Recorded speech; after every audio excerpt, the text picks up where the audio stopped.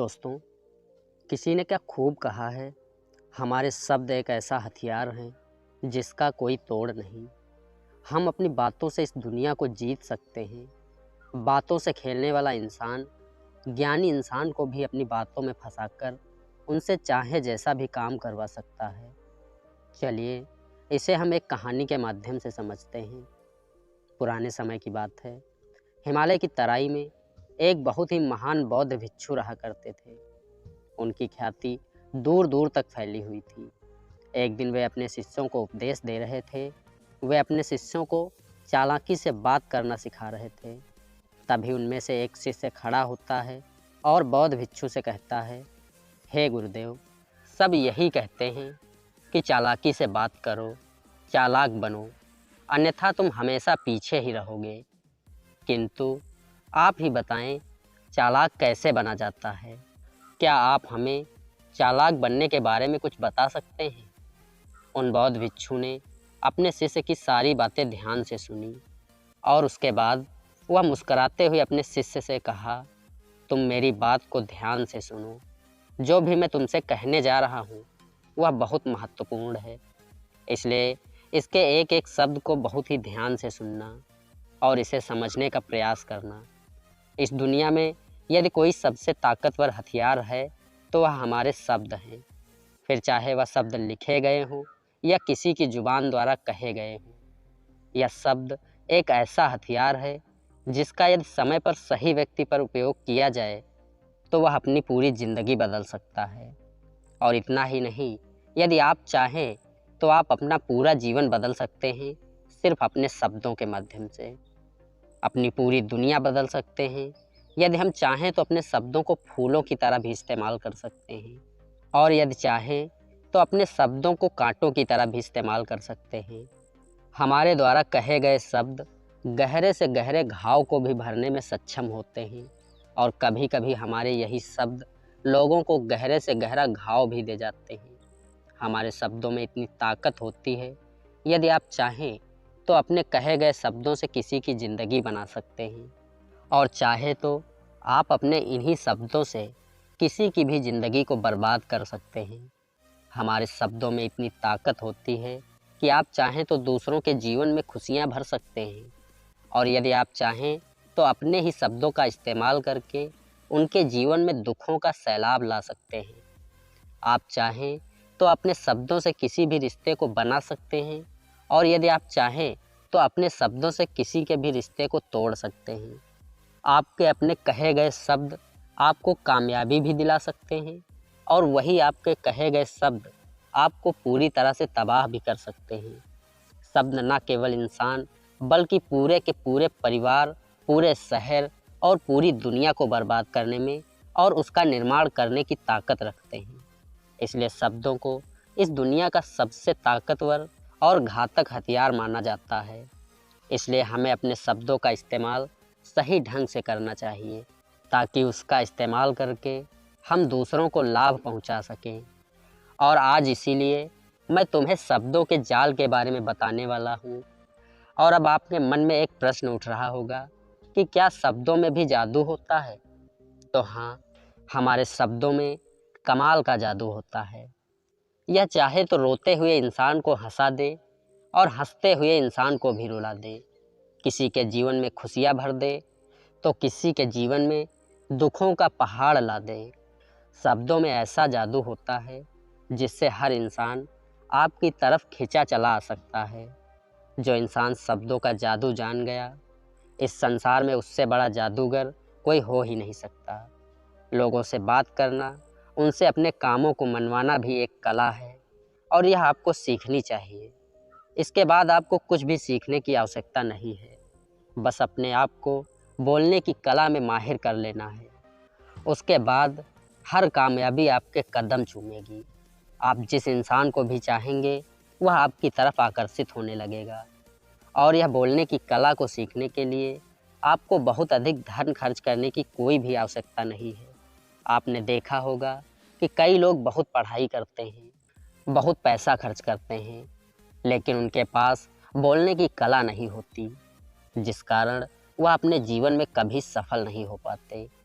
किंतु वहीं पर आपने कुछ ऐसे लोगों को भी देखा होगा जो पढ़ाई लिखाई तो बिल्कुल भी नहीं करते, लेकिन बोलने की कला में माहिर होते हैं और वह अपने जीवन में लगातार सफलता की सीढ़ियों पर चढ़ते चले जाते हैं और उन्हें रोकने वाला इस दुनिया में कोई नहीं होता। बोलने की कला सीखना इतना भी मुश्किल काम नहीं है, बस तुम्हें ज़रूरत है तो हमें अपनी आदतों में बदलाव लाने की और साथ ही अपने नज़रिए में परिवर्तन लाने की। आप शब्दों की ताकत को कम मत समझिए। आपने देखा होगा कि केवल एक नेता पूरे देश पर राज करता है, वह भी अपनी बोलने की कला से। हमारे शब्दों में इतनी ताकत होती है कि वह अंदर से मरे हुए इंसान में जान फूंक कर उसे पुनर्जीवित कर सकती है, एक नई जिंदगी दे सकती है। चलिए इसे एक कहानी के माध्यम से आपको समझाने की कोशिश करता हूँ। एक बार की बात है, एक नगर का एक राजा यह जानना चाहता था कि बिना शब्दों के जीवन कैसा होता है। तो उस राजा ने अपने मंत्री को आदेश दिया और कहा, मंत्री जी, मैं यह जानना चाहता हूँ कि बिना शब्दों के जीवन कैसा होता है। इसलिए आप बच्चों के 2 समूह बनाइए। पहले समूह में जो बच्चे होंगे उन्हें समूह के सभी बच्चों से बात करने की अनुमति होगी और वह जो भी चाहें एक दूसरे से बात कर सकते हैं। और दूसरे समूह में किसी भी बच्चे को किसी से बात करने की अनुमति नहीं होगी।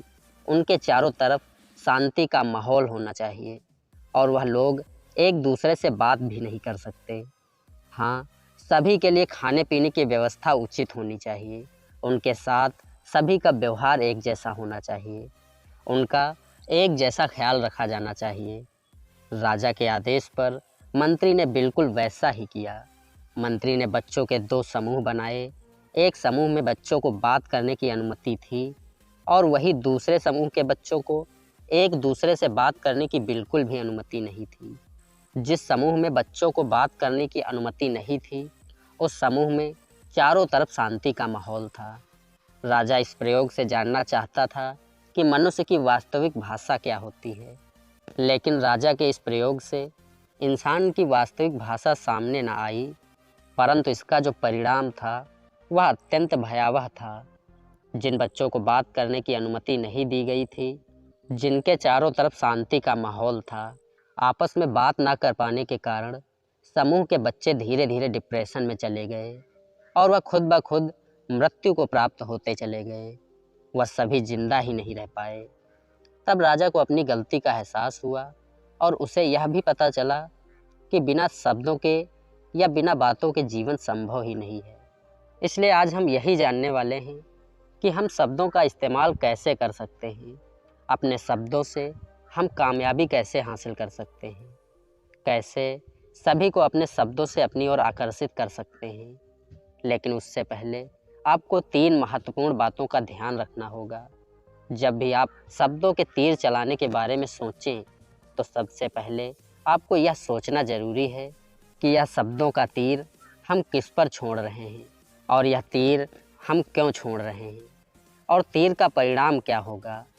आप तो जानते ही हैं कि ऊपर वाले ने हमें 2 कान और 1 मुंह दिया है ताकि हम सुने ज़्यादा और बोलें कम। जो लोग कम बोलते हैं उनके अंदर सच समझने की क्षमता अधिक बोलने वालों से कई गुना ज़्यादा होती है और वह किसी भी कार्य में 100% देने में पूरी तरह से सक्षम होते हैं।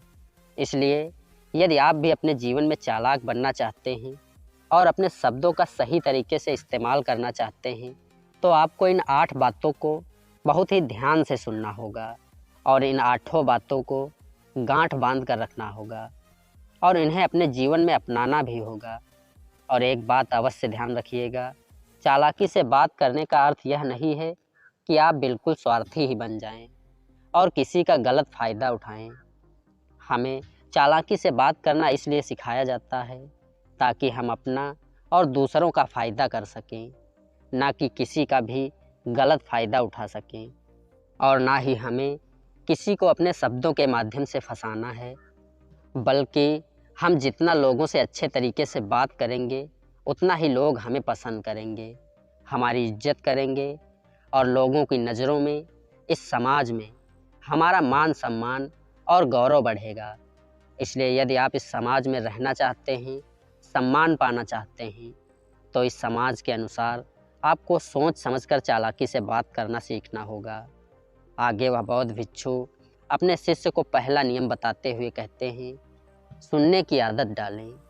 आपने देखा होगा कि जब भी आप कोई बात कर रहे होंगे, इस बीच में आपके सामने वाला व्यक्ति आपकी बात को काट के आपसे कुछ और ही कहने लगता है।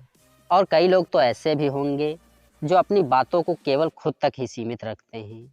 वह अपनी ही बातें बढ़ा चढ़ाकर बताते रहते हैं। वह तो दूसरों की सुनना तक नहीं चाहते, लेकिन वह भूल जाते हैं कि एक सफल व्यक्ति हमेशा अधिक से अधिक सुनता, सोचता और समझता है, और उसके बाद ही वह जवाब देता है, क्योंकि इज्जत उसे ही ज़्यादा मिलती है जो पूरी तरह से सुनने के बाद ही कुछ बोलता है। आपने भगवान श्री कृष्ण की भगवत गीता तो सुनी ही होगी।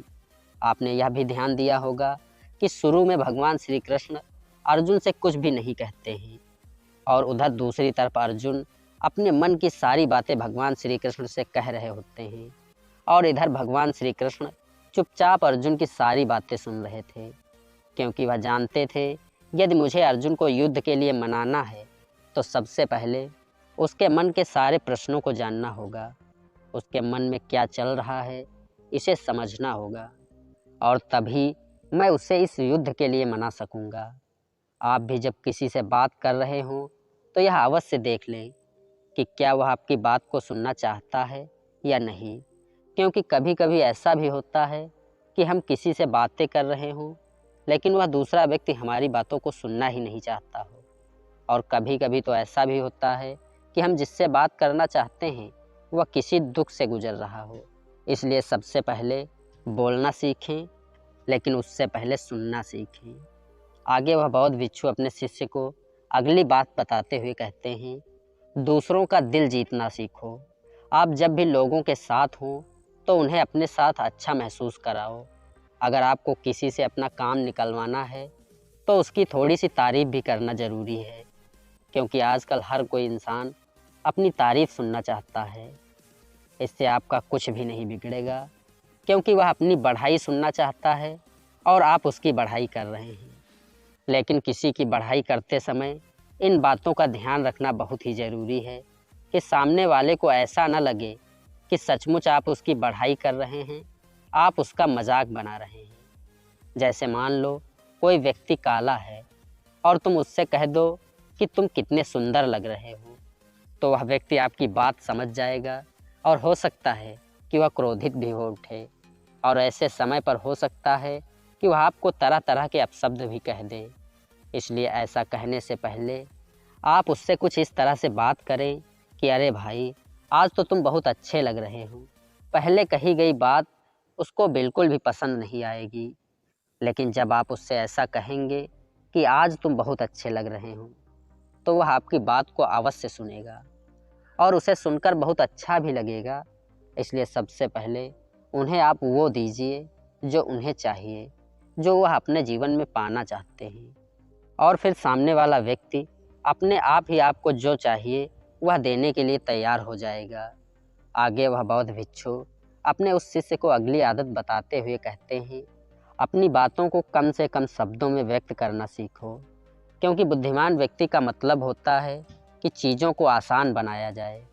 यदि आप अपनी बातों को दूसरे व्यक्ति को कम से कम शब्दों में नहीं समझा सकते, तो वह आपकी बात को सुनना बिल्कुल भी पसंद नहीं करेगा। उसे आपकी बातें उबाऊ लगेंगी और वह आपसे दूर भागने की कोशिश करेगा। आपने देखा ही होगा, आपके आसपास कोई ना कोई ऐसा ज़रूर होगा जो अपनी बातों को बहुत घुमा फिरा कर, बढ़ा चढ़ा कर बताता होगा, और ऐसे वक्त पर आप कैसा महसूस करते हैं, ठीक वैसा ही सामने वाला व्यक्ति भी आपके लिए महसूस करेगा, क्योंकि अक्सर लोग बातों को इधर उधर घुमा फिरा कर ही करते हैं।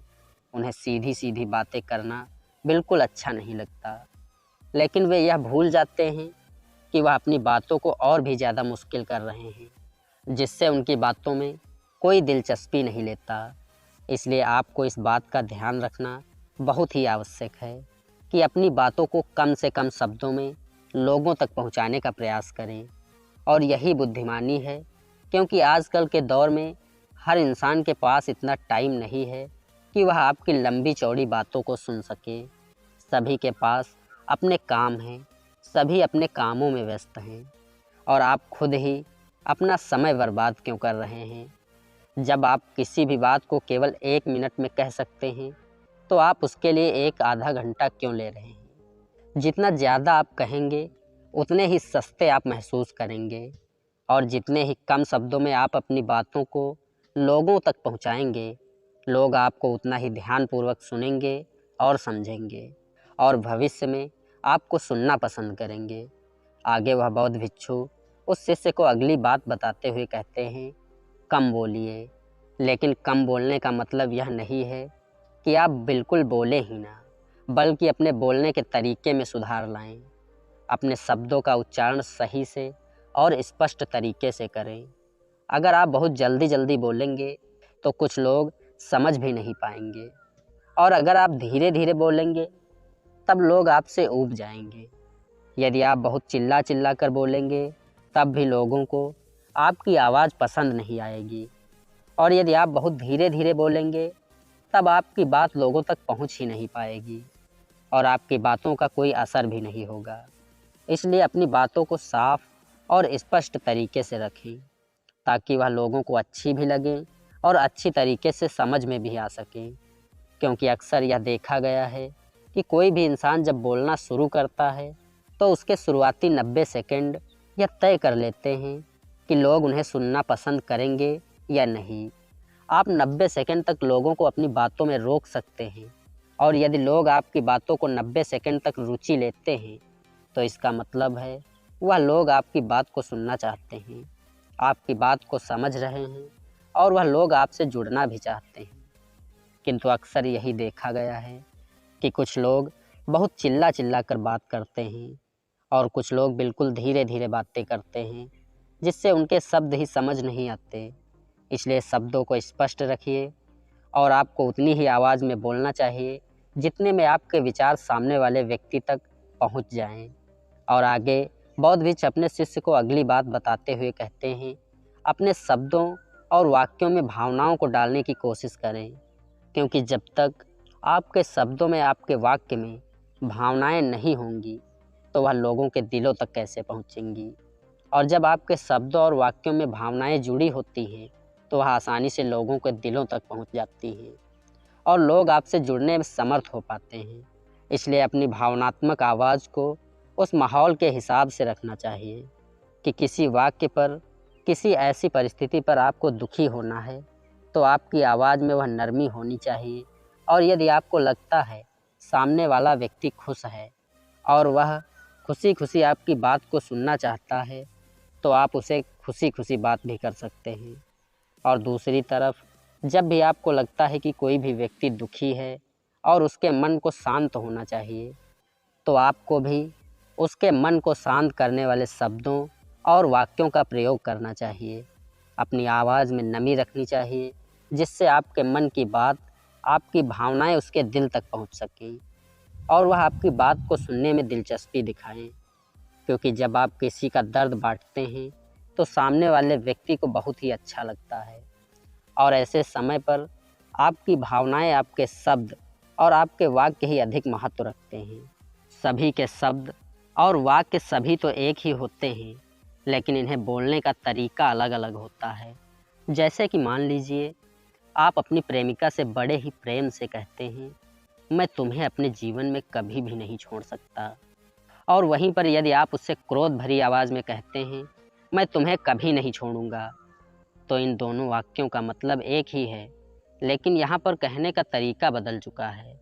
जिससे प्यार से कही गई बात उसके दिल तक ज़रूर पहुँचेगी और वहीं पर क्रोध से कही गई बात उसे चोट पहुँचाएगी, अर्थात उसे दुख देगी। शब्द तो हर किसी के पास होते हैं। जिसके पास जुबान है, दिमाग है, वही बहुत सारे शब्द बोल सकता है, लेकिन सही तरीके से शब्दों का प्रयोग करना ही सबसे बड़ी बुद्धिमानी होती है। जो अपने शब्दों, अपने वाक्यों में अपनी भावनाएं जोड़ पाता है, वही लोगों के दिलों पर राज करता है। आगे वह बौद्ध भिक्षु अपने शिष्य को अगली बात बताते हुए कहते हैं, कि तुम जो कुछ भी कह रहे हो वह बात सत्य होनी चाहिए। मान लो कि आपको एक विषय दिया गया है और आपको उस विषय पर बोलना है, किंतु आप उस विषय के बारे में थोड़ा भी नहीं जानते, या फिर हो सकता है आधा अधूरा ही ज्ञान हो, तो उस समय उस विषय पर ना बोलें तो ज़्यादा ही अच्छा होगा। और जब भी आपसे उस विषय में कुछ पूछा जाए तो आप उससे सीधा कह सकते हैं कि मुझे इस विषय के बारे में कोई भी जानकारी नहीं है। किंतु अधिकांशतः लोग अपने आप को दिखाने के लिए, अपने आप को नज़रों में उठाने के लिए गलत जानकारियां भी देने लगते हैं, जिससे लोगों को पता चल जाता है कि इसे इस विषय में बिल्कुल भी जानकारी नहीं है, जिससे आपके ऊपर इसका विपरीत प्रभाव पड़ता है और लोगों की नज़रों में आपकी इज्जत बढ़ने के बजाय घटने लग जाती है।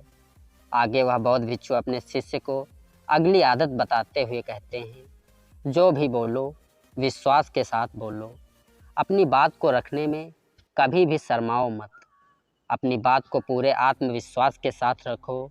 वैसे तो आत्मविश्वास बात के सच होने पर खुद ब खुद दिखने लगता है। आपने देखा होगा कि हम में से ज़्यादातर लोग अपनी बात को रखने में शर्माते हैं, फिर चाहे भले ही वो उस विषय में अधिक जानकारी रखते हैं, लेकिन वह लोग उस बारे में बात करने में शर्माते हैं, जिस कारण लोग उनकी बातों पर विश्वास नहीं करते। उन्हें लगता है कि इसे इसके बारे में बिल्कुल भी नहीं पता है, और लोग आपकी बातों में दिलचस्पी नहीं दिखाते और वह लोग आपको झूठा भी समझने लगते हैं। इसलिए आप किससे क्या कह रहे हो और क्यों कह रहे हो, यह आपको पता होना बहुत ही ज़रूरी है। और यदि आप किसी विषय के बारे में जानते हैं और पूरे आत्मविश्वास के साथ उस बात को रखते हैं, तो सामने वाले व्यक्ति पर आपकी बातों का प्रभाव ज़रूर पड़ेगा, क्योंकि आत्मविश्वास में वह शक्ति है जिससे लोग आपकी बातों पर यकीन करते हैं, आपकी बातों से प्रभावित होते हैं। किंतु यदि आप अपनी बातों को रखने में शर्माते हैं, आपके अंदर आत्मविश्वास बिल्कुल भी नहीं है, तो आप कभी भी अपना प्रभाव दूसरे व्यक्तियों पर नहीं छोड़ पाएंगे। इसलिए जब भी आप किसी बात को कर रहे हो तो अपनी बातों को आत्मविश्वास के साथ रखें।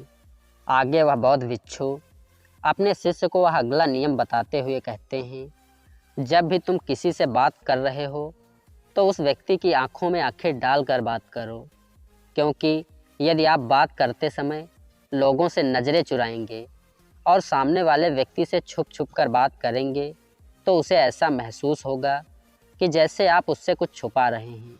इसलिए वह आपकी बातों में कोई भी दिलचस्पी नहीं दिखाएगा और ना ही वह आपकी बातों पर विश्वास करेगा। और वहीं दूसरी तरफ यदि आप पूरे आत्मविश्वास के साथ किसी दूसरे व्यक्ति के आंखों में आंखें डालकर बात करते हैं, तो आप उससे झूठ भी कह देंगे तो वह आपकी बातों पर विश्वास कर लेगा और आपकी बातों में दिलचस्पी भी दिखाएगा और आपकी बातों को सुनना पसंद भी करेगा। इसलिए बात करो राजा की तरह और काम करो गुलाम की तरह। इसका मतलब यह है कि राजा की तरह कम बोलो और जब काम करने की बात आए तो गुलाम की तरह अधिक से अधिक काम करो।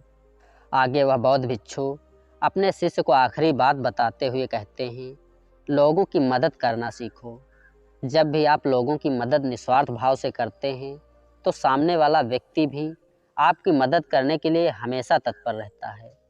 जब भी आपको आवश्यकता होगी वह आपकी मदद अवश्य करेगा, क्योंकि आपने बुरे वक्त पर उसका साथ दिया था और वह भी बुरे वक्त में आपका साथ अवश्य देगा। आपने अपने घर में बच्चों को तो देखा ही होगा, जिनका मन बिल्कुल ही शांत होता है, जिनके मन में कोई भी स्वार्थ नहीं होता, और जब उन्हें कुछ चाहिए होता है तो जैसा आप कहते हैं वह बिल्कुल वैसा ही करते हैं। आप जो भी काम उनसे कह देंगे वह उस काम को करने के लिए तुरंत ही तैयार हो जाते हैं।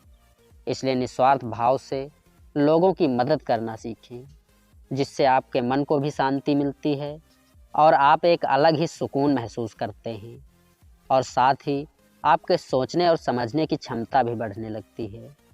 इतना कहकर वह बौद्ध भिक्षु शांत हो गए। दोस्तों, मुझे उम्मीद है यह वीडियो आपको पसंद आई होगी और साथ ही साथ आपको कुछ ना कुछ सीखने को भी ज़रूर मिला होगा। वास्तव में आपने इस वीडियो से क्या सीखा, कमेंट में हमें ज़रूर बताएं। वीडियो पर आपका अपना बहुमूल्य समय देने के लिए बहुत बहुत धन्यवाद।